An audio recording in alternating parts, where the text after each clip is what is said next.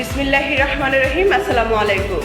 আগামী 17 এপ্রিল রোজ শুক্রবার বাংলাদেশ আমজনগণ পার্টির প্রতিষ্ঠাবার্ষিকী।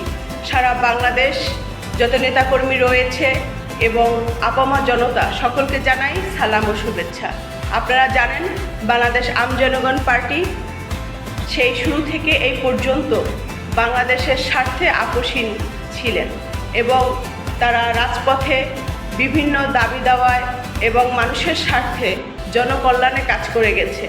আমরা আপনাদের সকলের কাছে দোয়া প্রার্থী, আপনারা আমাদেরকে সহযোগিতা করবেন এবং রাজনীতিতে আপনি অংশগ্রহণ করে অবশ্যই দেশ পরিচালনায় ভূমিকা রাখবেন। এই জুলাই গণঅভ্যুত্থানের যে মূল লক্ষ্য, সেখান থেকে যেন আমরা বিচ্যুতি না হয়ে যাই, সেজন্য আমাদের পাশে থাকবেন, আমাদেরকে পরামর্শ দিবেন এবং আমাদেরকে সহযোগিতা করবেন। একটা কথা মনে রাখবেন, 10-এর লাঠি 1-এর বোঝা।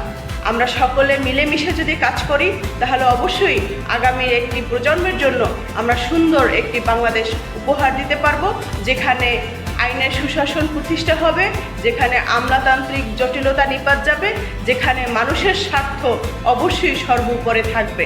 সবার উপরে মানুষকে নিয়ে আমরা কাজ করতে চাই, মানুষের কল্যাণে আমরা কাজ করতে চাই, দেশের কল্যাণে আমরা কাজ করতে চাই।